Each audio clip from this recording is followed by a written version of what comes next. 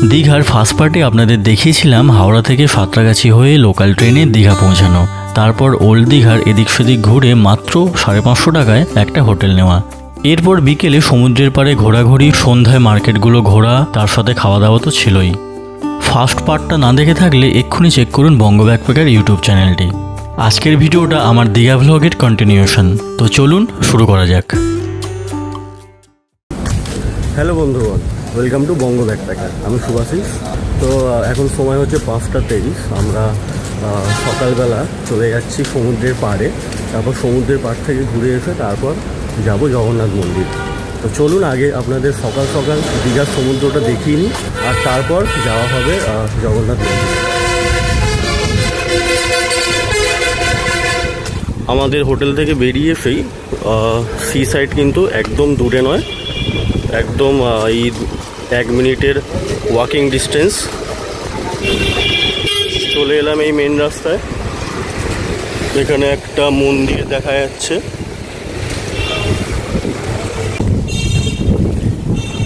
এই যে চলে আসলাম হাঁটা পথে সমুদ্রের ধারে। সকাল সকালই মানুষের কত ভিড়। আর অর্পণেরও একটা ইউটিউব চ্যানেল আছে, আপনারা অপুর পাঁচালী বলে সার্চ করলে পেয়ে যাবেন। আপনারা অর্পণের চ্যানেলটাকেও সাবস্ক্রাইব করে রাখতে পারেন, সাথে আমার চ্যানেলকে তো সাবস্ক্রাইব করবেনই।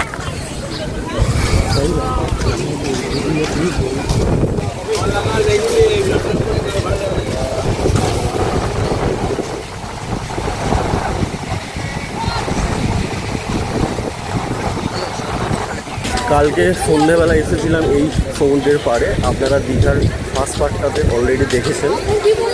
আর আজকে আপনাদের যেমনটা বললাম যাব জগন্নাথ মন্দির। সকালবেলাও যাব, আর ইচ্ছা আছে রাত্রেবেলাও যাব, কারণ রাত্রেবেলা ওখানে লাইটিংটা খুব ভালো লাগে। আর এই সকালবেলা দীঘার সমুদ্রের ভিউ। সামনে আকাশে সূর্য দেখা যাচ্ছে, একটুখানি ওপরেই উঠেছে, কিন্তু এই মেঘগুলোর জন্য অনেকটাই ঢাকা পড়ে গেছে। আমরা একটু সোজা এগিয়ে যাচ্ছি। এখানে সকালবেলা অনেকটাই ভিড়, যদি একটু সামনের দিকে ফাঁকা পাওয়া যায়, ফাঁকা জায়গাতে সমুদ্রের পাড়ে বসে অনেকক্ষণ এই ভিউটা এনজয় করব।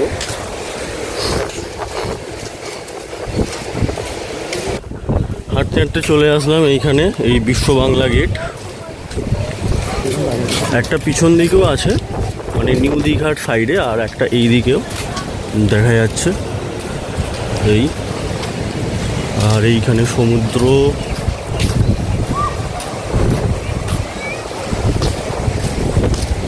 এখানে আছে আই লাভ দীঘা।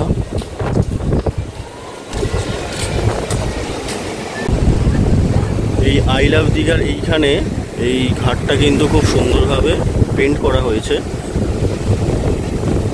এখানে একটা পার্ক আছে খুব সুন্দর, দেখুন জাপানিজ টেম্পেলের আর্কিটেকচারের মতো বানিয়েছে।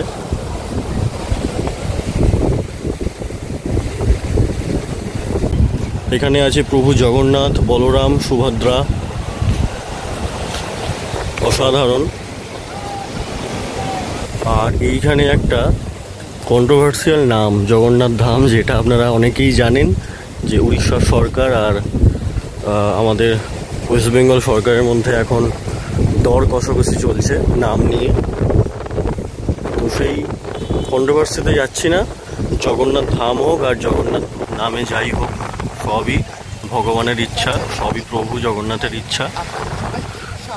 আর সামনে দেখুন কি সুন্দর সূর্যটা আস্তে আস্তে উঠছে, আর হালকা যে সূর্যের আলোটা চারদিকে ছড়াচ্ছে, খুব দারুণ একটা ভিউ লাগছে।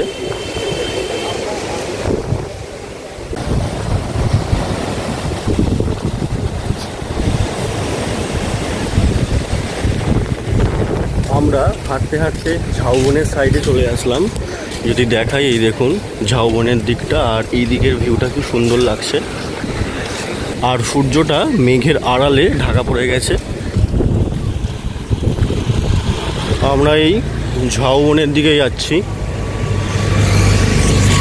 অ্যাকচুয়ালি অর্পণ ডান্সার, ওর একটা ডান্স ভিডিও করারও আছে, তো সেই জন্যই স্পেশালি একটু গাছগাছালি দেখে এই জায়গাতে আসা।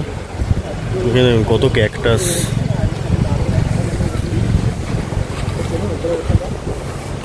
আর এই জায়গা।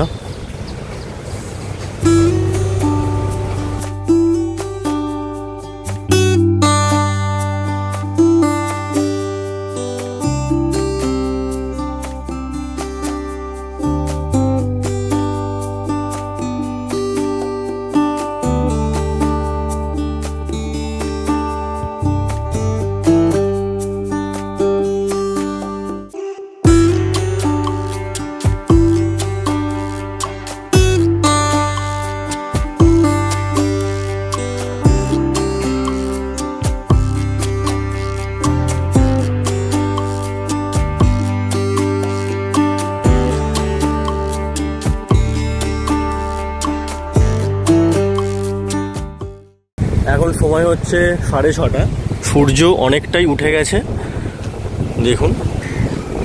তো সমুদ্রের জলের মধ্যে কিন্তু সূর্যের আলোটা পড়ছে আর একটা চকচকে ভাব চারদিকে সমুদ্রের জলের মধ্যে, খুব সুন্দর দেখাচ্ছে। তো চলুন এবার সি বিচে যাওয়া যাক।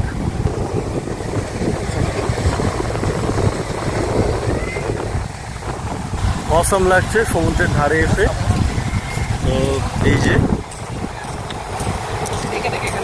আর কালকে আমরা সমুদ্রে স্নান করতে যাইনি, কারণ কালকে আমরা অনেকটাই দেরি করে এসেছিলাম। আজকে সমুদ্রে স্নান করতে যাব। আর এই হলো আমাদের ওল্ড দীঘা।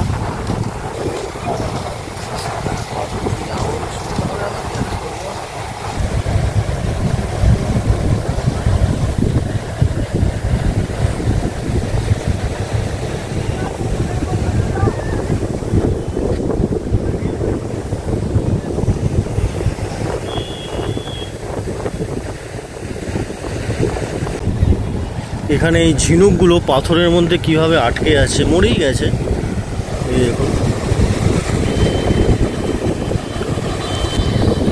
তো এখন চলে এসেছি একদম সমুদ্রের ধারে। দেখুন ঢেউ আমাদের সাথে, ফিরে কয়েকটা ডগিও চলে এসছে। কি সুন্দর ভিউ।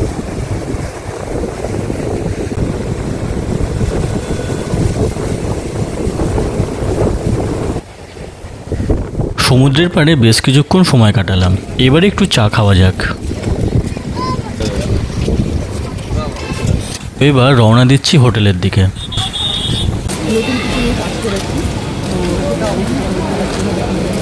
তো চলে আসলাম হোটেলের সামনে। এবার ব্রেকফাস্টটা করে নিই, তারপর তাড়াতাড়ি যেতে হবে জগন্নাথ মন্দির, কারণ আজকে শনিবার প্রচণ্ড ভিড় হবে, তাই চেষ্টা করছি তাড়াতাড়ি চলে যাওয়ার জন্য।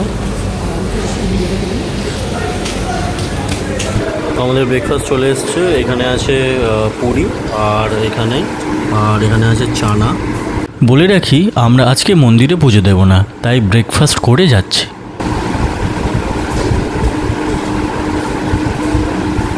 তো এখন সময় হচ্ছে 10:30। আমরা রেডি হয়ে বেরিয়ে পড়েছি জগন্নাথ মন্দির দেখতে যাওয়ার জন্য। চলেছি মেন রাস্তার দিকে, আর সেখান থেকেই টোটো নেব। এখানে এই অটো স্ট্যান্ডটা আছে, এখান থেকেই অটো ধরবো। এই ওল্ড দীঘা থেকে মন্দির এই অটো করে কিন্তু 20 টাকা ভাড়া।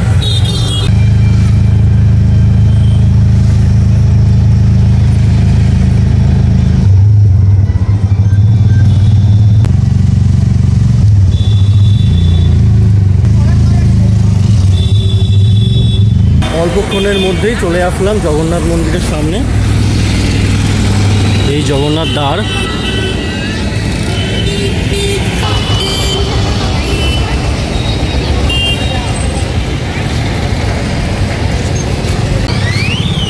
এখন এই মন্দিরের এপাশে আছে প্রবেশ পথ, তো সেদিকেই যাচ্ছি। আর আজকে শনিবার, দীঘাতে তো এমনিতেই প্রচুর ভিড় হবে, আর মন্দিরের গেটও কত ভিড় দেখুন। আর এখানে দেখছি মন্দিরে কিন্তু জুতো রাখার কোনো এক্সট্রা আলাদা জায়গা নেই, এইখানেই জুতো রাখতে হবে।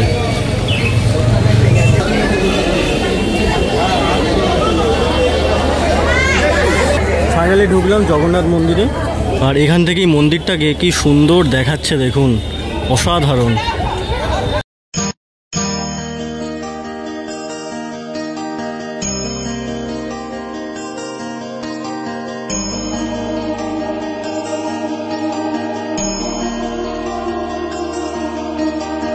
অনেক বড় এরিয়া নিয়ে বানানো হয়েছে এই জগন্নাথ মন্দির। বিশাল এরিয়া,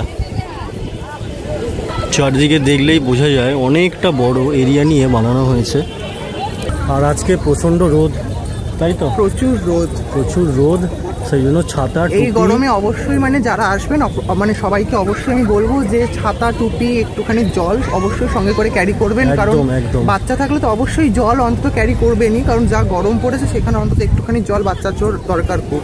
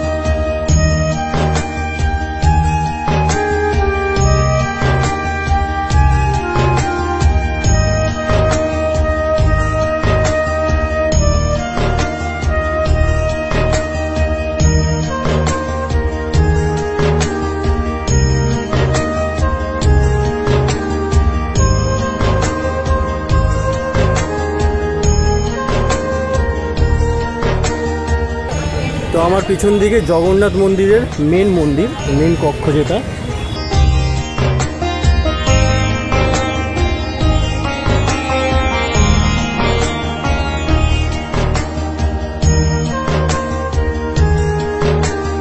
তো এবার এগিয়ে যাব মূল মন্দিরের দিকে।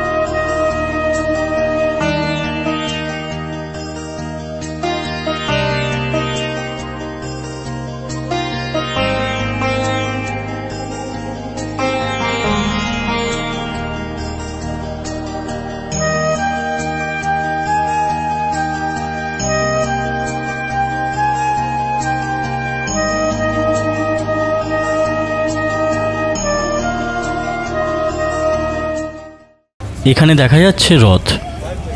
এই বছর থেকে রথযাত্রা শুরু হবে।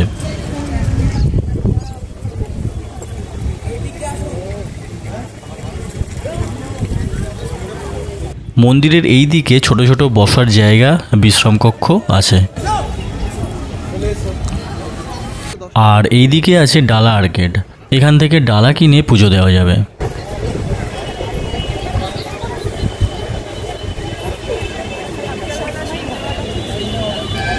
সো আজকে সকালবেলা তো জগন্নাথ মন্দিরটা ঘুরলাম, আজকে আবার বিকেলবেলাও আসবো, কারণ আগেও বলেছি লাইটিংটা এখানে খুব সুন্দরভাবে দেওয়া থাকে, খুব সুন্দর লাগে রাত্রেবেলা। এখন ঘড়িতে সময় 12টা, আর পারা যাচ্ছে না এত গরমে। আবার চলেছি আমাদের হোটেলের দিকে, হোটেলে গিয়ে জামা প্যান্ট ছেড়ে যাবো সমুদ্রে স্নান করতে। সকালে যদিও আমরা মন্দিরে আসবার জন্য স্নান করে এসেছিলাম, তো দীঘায় আসবো আর একটুখানি সমুদ্রে নামবো না, তো সেটা হয়। কালকে যেহেতু মানে আস্তে আস্তে অনেকটাই দেরি হয়ে গিয়েছিলো, তাই আমরা কালকে সমুদ্রে যাইনি, তো আজকে আবার একটু সমুদ্রে যাব। বন্ধুরা, আজকের দীঘার এই পার্টটা অলরেডি 15 মিনিটসের বেশি লেন্দি হয়ে গেছে, তাই আজকের ভিডিওটা এখানেই শেষ করছি। নেক্সট পার্টে আপনাদের দেখাবো দীঘার অমরাবতী পার্ক, নিউ দীঘার রাতের সি বিচ এবং জগন্নাথ মন্দিরের রাতের ভিউ। চ্যানেলে নতুন হয়ে থাকলে সাবস্ক্রাইব করে রাখুন বঙ্গ ব্যাকপ্যাকার ইউটিউব চ্যানেলটিকে। আর এই ভিডিওটা ভালো লাগলে একটা লাইক এবং কমেন্ট অবশ্যই করে যাবেন। তো আজকের মতো টাটা।